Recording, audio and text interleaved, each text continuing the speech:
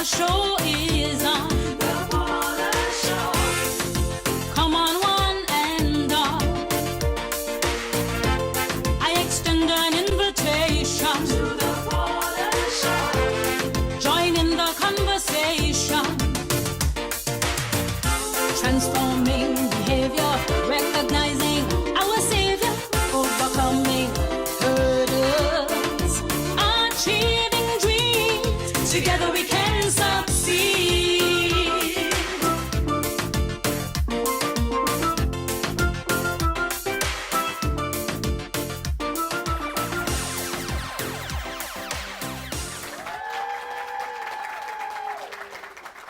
Hi, good evening, everyone. Welcome to the Paula Show. Tonight, we're speaking about reforming the penal system in Antigua and Barbuda. And Marjorie Beezer is here to help us with the discussion. Show Marjorie Beezer some Paula Show love. Is prison for deterrence? Is prison for rehabilitation? Or is prison for retribution? These are the conversations that we will share on the Paula Show tonight. And at the end of it, I am sure that you will have your own opinion about what is the purpose for someone entering a penal system, whether in Antigua or someplace else in the world. The Paula Show inspires. We aim to entertain, but most of all, we want the transformation of behavior to begin right now, tonight. Stay with us. We'll be right back. An interesting conversation is coming up next after this commercial break. Tonight we're speaking about reforming the penal system in Antigua and Barbuda, and Marjorie Beezer is here with me. How are you? Oh, I'm well. Thank you for asking, Paula. I heard my assistant calling you Madam Fabulous. What? There's only one Madam Fabulous on this show, and it's whom? Paula. It gotta be Paula. Don't worry about it. Don't worry about it. They're exceptionally loyal to the host. I would be too. Okay, so let's speak a little bit about incarceration. Absolutely. Imagine, guys, someone at the court, the judge is about to deliver his verdict. Well, actually, the verdict. You pause, you inhale, because your mind is, I want to go home. But your freedom is weighing in the balance here. You're not sure what's going to happen.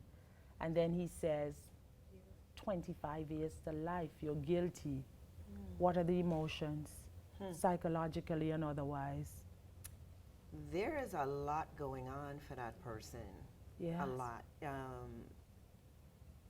It also depends on whether it's that person's first time or first rodeo, as they would say. If it's a first timer, the trauma is significant. More so than someone who's a repeat offender. Correct. Someone who is seasoned, somebody who has been down that road before. They have some idea of what to expect. They have some idea of what the next thing is going to be. The unknown for anybody in any set of circumstances is terrifying. Much less where you're talking about, you're now taking away my power to control my destiny. All of my movements, all of my decisions, everything now is going to be dictated to me.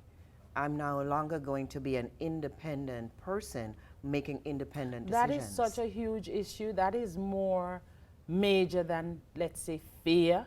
Absolutely. Because one of the fundamental needs for us as human beings is to feel powerful. We have a fundamental need to feel that we are in control. That gives us a sense of power. There might Visceral. be some, let's say, soul searching at that point as well. I made a bad decision. All this is happening right there as you stand there. Absolutely. You're also going through somewhat the same experience as somebody who is experiencing a death or a loss. because you're getting ready to lose your freedom. You're getting ready to lose your ability to dictate your reality. Something just died. You're angry, you're in denial. There's gonna be an outburst. Somebody may faint. You know, the emotion has built up to the point where now I pass out. Somebody is gonna jump up and start cursing. It just depends on that individual. So at this stage, we're at the 4 R's: remorse, regret, reevaluation, reflect. Yes, you are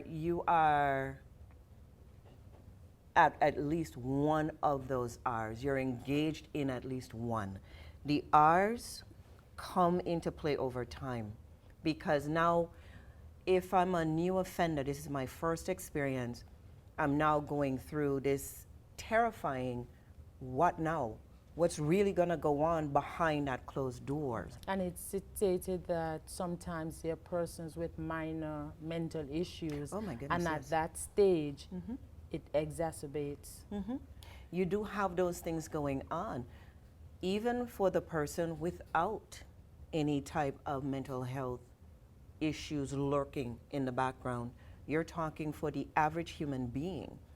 You have just essentially rocked my world. You've transformed my world, and in transforming my world, what you just did is you transformed me. I read today that there's a fear factor, and even for the most hardened criminals, prison can be a scary place. The DOJ, DOJ, the Department of yes, Justice? Department of Justice Sure. reports that 70,000 prisoners are sexually abused every year, and assaults, fights, and other acts of violence are common in a prison setting.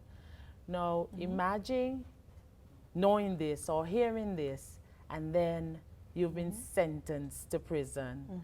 I can imagine the fear factor, but then there are some who say, you've heard the story from inside. Right. So why do you still commit crime?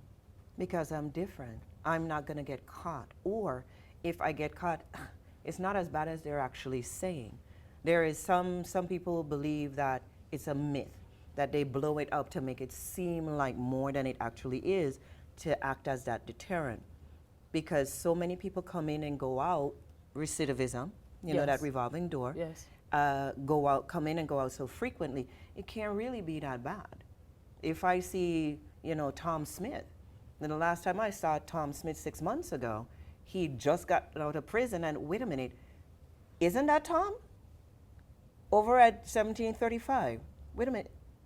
Tom, what you doing back there? Oh, I'm just doing 6 months. I'm just doing a dime. I'm just doing a nickel.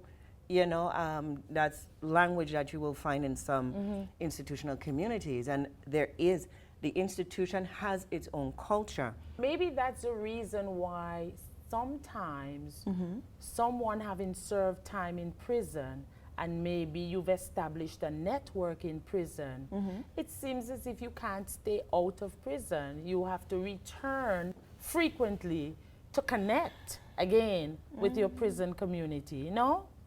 I would disagree. That is one community. I also have the community called family. I have the community called work life. I have the community called my relaxation, rest and relaxation, recreation. All of those, I'm interacting with different people, and there is a whole community that exists in those pockets.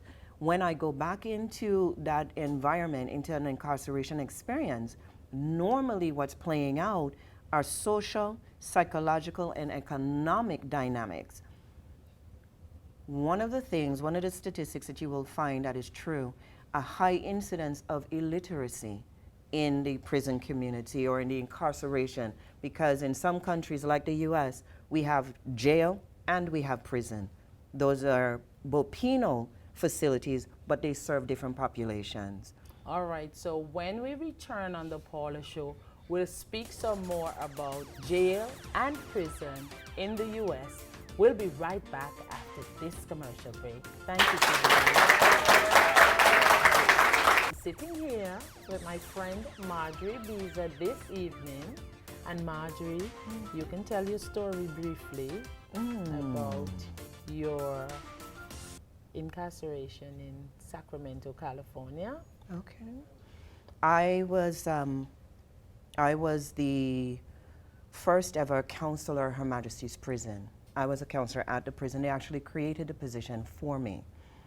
In the history of our country, the position never existed. And here I come. My mandate was, among other things, to move the country from one of the systems that you use to manage your penal system. We now operate on something called a retribution model. That model says you're a bad person, we're going to punish you. The goal was to move us to a rehabilitation model, which says, okay, you've broken the law. We've asked you to take responsibility for it. Now let us help you to make a change, not just change the way you think, but change your outcomes as a result. My experience would not be meaningful without giving it that context. Yes, yes. So here is this person doing this work, and one day she gets off a plane in Puerto Rico. Her and her sister go to Puerto Rico to shop for Black Friday. I have done that. I've done that. It was my first Black Friday too, or at least it was supposed to be. Imagine getting off of this plane. You're on the tarmac in Puerto Rico, and there are people lined up at the door, and they're checking documents. Nothing unusual. I've been traveling for donkey years, as they would say. That was nothing unusual. But then they get to me and they're like, oh, this is her. And I'm like, exactly. I'm thinking. They were waiting for you. Yes. I'm thinking in my mind, in my little pea brain, I'm thinking, oh my God, something happened to my son in the Marine Corps. Okay. Because he'd just gotten out of a near-death experience that April. What happened? The gentleman pulls me aside and he says, my name is Special Agent so-and-so. This is my partner, Special Agent so-and-so. We have a warrant for your arrest. I'm like, really? It's not about your son now. It's No, about you. it's about me. And I'm going, really? For what? We don't know. You have to go back to Sacramento to find out. Well, then let's go. So you're in Sacramento now. It took 30 days to get me to Sacramento. That's where I found out what they were charging me with, and there were 12 charges. I'm in the court, and the judge is giving me this whole rendition of charges, and I'm going, Your Honor, that's the first time hearing that. He's like, well, that's what this is for. Okay. I was picked up. I was accused. One of the things that was part of my story is this notion that I had absconded from justice. That's what escalated it to the point of having the FBI to intervene. Oh my gosh. That's why the FBI intervened, because California had led them to believe that I was aware that this prosecution was going on and I had absconded in order, right, to escape justice. That's where, and that's not where the journey began. The journey began the day that I got off that plane and was told, we have a warrant for your arrest. Well, I'm with the FBI. The FBI. I would die a natural death. So there would be no conversation following that. I'm like, the FB who? The FB what? We see them on TV. We know when they become involved. It's serious. It was so surreal. So you went through the court system and went through the court system in Puerto Rico, went through the federal system twice, went through the state system, in California. In that journey, I spent 20 months sitting in a jail cell convicted of nothing, fighting my case, only to find out that here in Antigua and Barbuda, I was being labeled a fleeing felon, and there were a number of articles and other media outlets and houses that had run with one side of a story that was That's why you're mistold. getting the opportunity on the Paula Show to tell your side of the story. But I like the fact that happened, and you're sitting here willing to continue assisting inmates in Antigua and Barbuda, and having had that experience, you're now probably in a better place to help people. I think so. There is, Before being incarcerated, I would walk into the prison at whatever time, do whatever with my team, pick up my bag, put it on my shoulder, and go home. I dictated my life. I dictated my experience. On the flip side of that coin, once they put that label on you, once you are now detained, Yes. once now your freedom is taken from you, it's not just your physical freedom, it's your freedom of choice. They tell you when to eat, what to wear. You are no longer a person, you are a number. You are a number. You are dehumanized. You are dehumanized. So it's different listening to and counseling and working with individuals And actually who are experiencing. correct. And so now, guess what? I have the benefit of both sides of the equation, and it gives me a rich and diverse perspective from which to talk about, from which to approach, from which to attack the issues that affect not just those who are incarcerated, but the families associated with those individuals. 1 second. You know, we watch television and we see what happens in these institutions. How did you manage to survive without getting killed, without having a lesbian relationship? It's reality. Lord have mercy. It is reality. It They call is it what it is. let me put it this way. I attribute it to my God. I attribute it to my God. Why I say that, I walked into this thing never having been in an incarceration experience. Again, at HMP at 1735, when I walked in, I was free to walk out. Yes. Whenever I But wanted now to. you have to stay. Oh, yes. And you're behind a fence, that's inside of a fence, that's behind a bar, that's behind another bar, that's behind a locked door. One time I asked this question, I posed this question, I said, hey, what's the evacuation plan? What was the answer? What, are you planning an escape? Of course, I would answer that, right? I'm so serious, I saved it. I actually saved it. He replied, he said, what? Are you planning an escape? But how did you, I'm interested to know, how did you manage?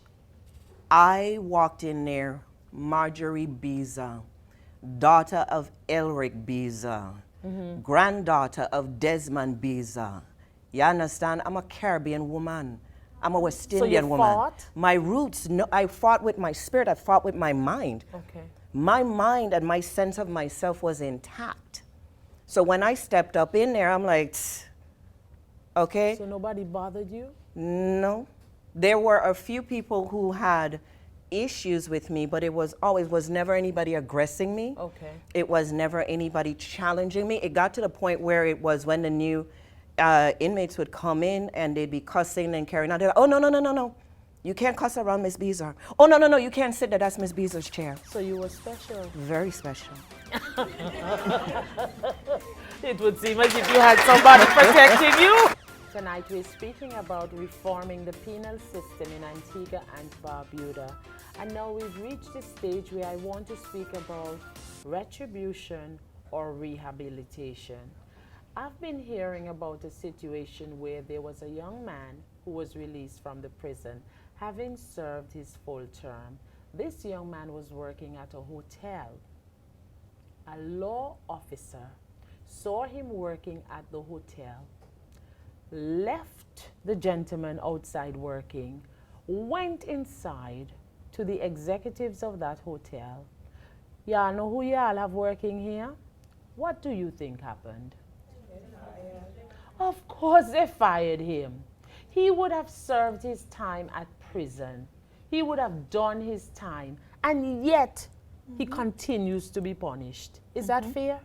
No, it's not fair, but it's the norm. One of the things that you find in our society, and I would say even in a large society, no matter where you go, is a bit of a dichotomy. We say one thing, but we do something else. We say that we are a just society. We say that we are a country or society that's based on and operates on the rule of law. We are a society that is God-fearing. We are a society that operates on tenets that are faith-based. Yet, when you look at the penal system, and not just here in Antigua and Barbuda, but of course, that's our focus, you find that there is a disconnect between what we say and who we say we are and what we do. When that person, be he or she male or female, enters the system and gets that label, convict or inmate, because there are any number of people at Her Majesty's prison who are on remand, who are not sentenced or have not been But convicted. they've been labeled already. They are labeled because they're incarcerated, and here's the thing, they are treated exactly the same way as the person who has been convicted. Correct. When you talk about retribution versus rehabilitation, that leads us to that question. What makes best sense for us as a society, as a community of God-fearing folk? What would we want to have happen in terms of those outcomes? We're going to speak a little later about what we would want to happen. But I am at the place where I want to talk about the retribution, especially because I have been to the prison to visit, and I know some of the persons there. But I also know of some who would have served their time. And I see them begging on the street. I see them being homeless. Nobody wants them. They're outcasts. The families don't want them. Society has neglected to care for them. So you know what's going to happen? In 3 or 4 weeks or 2 months, they're right back in the prison. Sometimes not because they want to, but because they don't feel as if they have a choice or a fair chance to be reintegrated into society. When you don't offer a person options, when you don't allow that person to have an opportunity to reinvent themselves, you set them up to fail. Here's the thing, when you talk about, you wanted to talk a little bit more deeply about retribution. Yes. What that model says, as I said before, is you are a bad person. We're gonna punish you. Forever? Yeah, you're a bad person. We're gonna punish you. But here's the thing, that's not the way the model is set up to be implemented. That's the way people implement it. Understand that? What it says is, because you've intentionally or unintentionally broken the law and have been found culpable, and now we're saying you need to be held to answer for that. They're saying, okay, you are a bad person, and so we're gonna punish you. Understand that the punishment is the loss of your freedom. You don't get locked up to be then punished. Being locked up is the punishment. Retribution doesn't recognize that. So while you're locked up, your freedom being removed, that's the punishment. It's supposed You're to be. saying you're supposed to be still treated like a human being. Correct. You're supposed to be treated like a human being. You're supposed to be held accountable to the degree that the law has said you are supposed to be held accountable. Let's say it was a 6-month sentence. After my 6 months, I should be released to go back into society, into my community, and I should then be able to get back to But we are a living. judgmental people, so how do we just ignore that you were incarcerated? How do we just remove that label, that stigma? Is that not asking too much of society? Because that's not the norm. Do you remember, and let me answer your question, do you remember in the Bible where the Pharisees came with this woman who had been found engaged in adulterous behavior, correct? Yes. What did Jesus do? He drew a line in the sand, correct? In the dirt. And he's without sin cast And the first and he stone. turned his back. That's what we do. We hold ourselves to the standard that we claim that we operate consistent with, which is a faith-based, God-fearing, God-loving society that operates on the principle of what would Jesus do? Here's the thing, Paula. Today is for me and tomorrow is for you. Well, that's true. And if it's not for me, it could be somebody close to me. Correct. Yes. What would you want your experience to be, or your loved one's experience to be I would want in that the system? person to be reinstated. I would want people not to cast judgment.